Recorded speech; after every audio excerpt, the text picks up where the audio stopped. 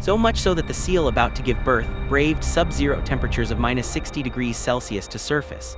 The pain of labor drove the seal to its final effort, finally completing the birth and leaving the warm womb. Its wet body would freeze rapidly in the low temperature, and the near 100 degrees Celsius temperature difference caused the pup to shiver constantly. The seal mother, still in pain, couldn't rest. To keep its breathing channel open, she endured the pain, constantly grinding the opening with her teeth, currently the only passage to the water. Newborn seal pups can't swim for the first 10 days and rely solely on their mother's milk to survive. However, the Antarctic weather is unpredictable, and a relentless blizzard struck, undoubtedly fatal for the newborn. Even in spring, temperatures can drop to a terrifying -60 degrees Celsius under the blizzard's onslaught. The seal mother shielded her pup from the ravages of the storm with her body. However, if the shelter isn't placed correctly, it will worsen the situation for the baby seal. The raging blizzard showed no signs of stopping for days, and even the thick-skinned adult seals couldn't withstand the cold. If the blizzard continued, the blowholes would quickly freeze. The relentless sub-zero temperatures forced the mother seal to make a terrible decision. The baby seal witnessed its mother's departure but was powerless to help. This is perhaps the cruel law of survival. Although the underwater temperature was below zero, compared to the blizzard on the ice, swimming in the bone-chilling seawater was like entering a poisonous room. Without its mother's protection, the baby seal could only rely on its meager fat reserves to withstand the cold. If the blizzard continued, it seemed that only death awaited it. A week later, the raging blizzard finally subsided, and the mother seal emerged from her blowhole, some still frozen solid.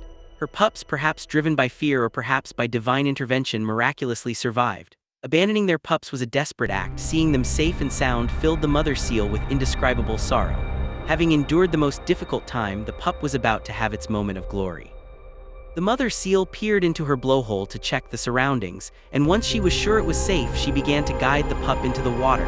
The mother seal's encouragement played a crucial role in the pup's first encounter with seawater.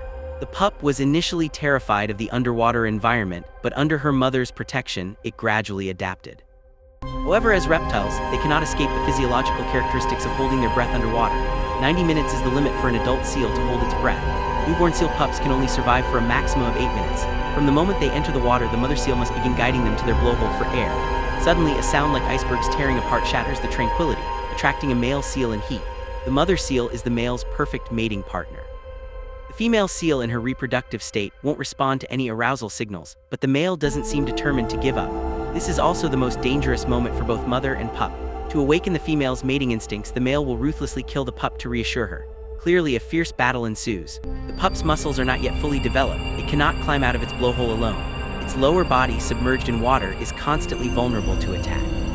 For its child's safety, the mother seal doesn't give up this time. After a 30-minute struggle, the male finally stops attacking. Perhaps driven by maternal instinct, the male seal is already bruised and battered. This proves that what is forced is never sweet. The mother seal gently lifts her pup, giving the exhausted creature a chance to catch its breath. For the next month and a half, the pup will still need its mother's milk to nourish it. This process will continue until it is weaned, after which the pup will begin to survive independently. Adult pups mainly feed on geese. Gentoo geese are the fastest swimming geese in the world, easily outpacing a scooter.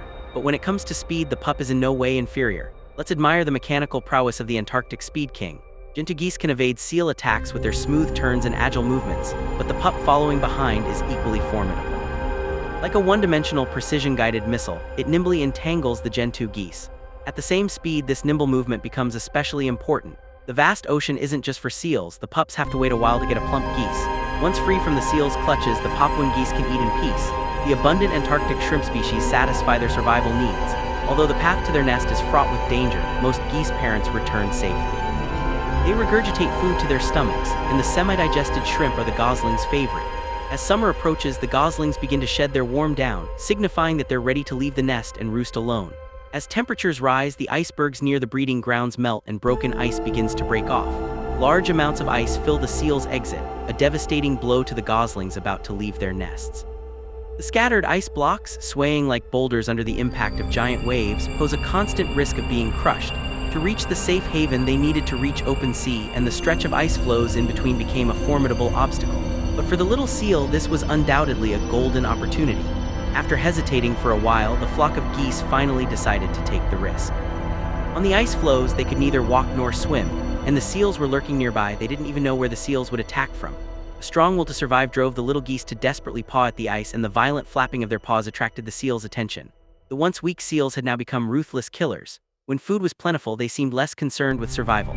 For the little geese, life had just begun, and any possibility of escape had to be seized. Even with the shelter of the ice floes, the little seal still didn't intend to give up. It leaped onto the ice with a dash while the little geese was exhausted. This scene seemed to remind it of its own childhood experience, and the little seal actually abandoned its attack. It's important to understand that in the frigid Antarctic, even the slightest movement can put a seal in grave danger. Just as the baby seal was basking in the sun, a sudden strong current appeared on the calm surface of the sea. Clearly, this wasn't the nuclear lake area. The startled little seal quickly climbed onto an ice floe. One of the tigers leaned out to check the seal's location before moving away.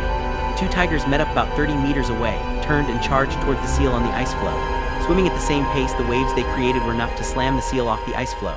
Without the protection of the ice floe, the seal swam gracefully in the water.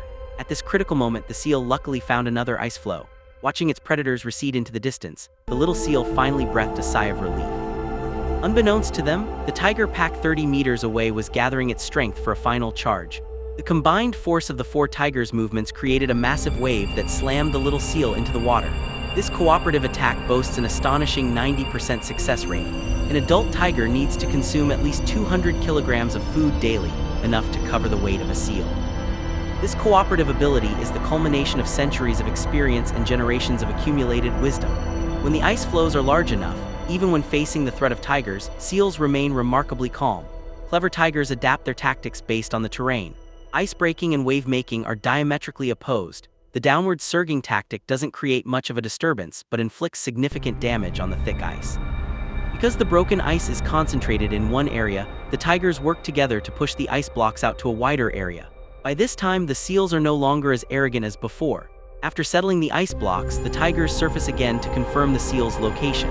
This wave-pounding tactic requires at least 15 years of practice and refinement to achieve a precise and lethal strike. The seal, terrified after falling into the water, was caught near the edge of the ice, where the ice's horns could easily tear its soft skin. However, the clever seal had another tactic. It used its blowholes to create bubbles, the boiling water disorienting it. Then, using the momentum from its body, it propelled itself underwater by a powerful current. The seal dove down, grabbing its lifeline again, filled with despair, all its hopes pinned on this ambush. The clever seal wouldn't give it a chance to recover. Why bother overturning the ambush? By this time, it was completely exhausted, its body limp and weak, unable to move on the ice. But the moment the seal landed on the log behind it, it was all over. "Tell Mom I'm not coming home for dinner tonight." While seal meat was delicious, the seal's appetite wasn't limited to that. Only by hunting large whales could it satisfy the entire family's hunger.